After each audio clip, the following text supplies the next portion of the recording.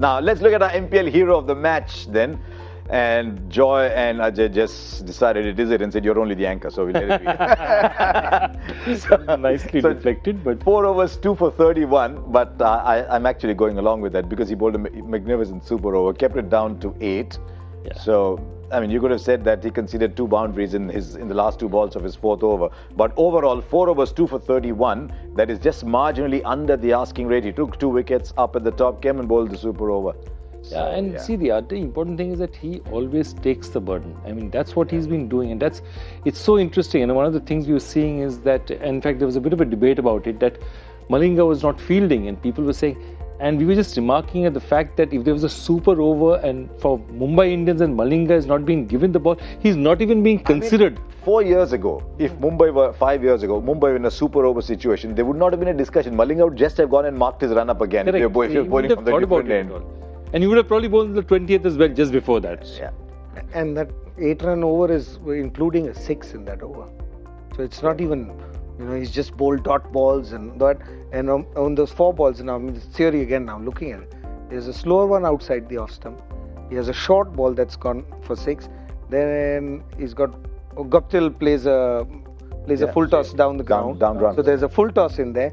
And the one Nabi that misses is also right in the slot. So 4 different balls. But it's the belief that he has. I'm saying it is what you think is more important than what you actually, have skills. You're absolutely right. A Yorker doesn't happen by accident. You've got to believe I'm bowling that Yorker. You can't try and bowl something and it becomes a Yorker. No, it doesn't. And even if it goes wrong, then you've got to come back and do it if you believe that that's the right thing to do. The others are just going off. Something goes wrong and say, oh, we don't want to go wrong. Whereas here's an example of Jasprit Bumrah. He's tried all the things that normally you would think is wrong. You don't want to bowl a short ball. You don't want to, when you bowl a Yorker, you bowl a full toss. Execution's also not right. But the belief around the cricketing world at the moment is this man is unbeatable. The last time Mumbai Indians were in a super over, Jasprit Bumrah bowled it as well and only conceded 4.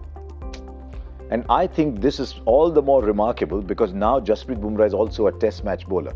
Then all he was doing was bowling T20, he was bowling his Yorkers, he didn't need to bowl that length ball that goes away, he didn't need to bowl something else. So now he's a length ball bowler and he's a Yorker bowler, which makes it a little more difficult. See, so many of our international talents also, whether it's a Vaughan or a Pollock coming out here in this studio and saying very clearly that he's probably the best all-round bowler in the world today, the all-round fast bowler in the world in terms of all 3 formats.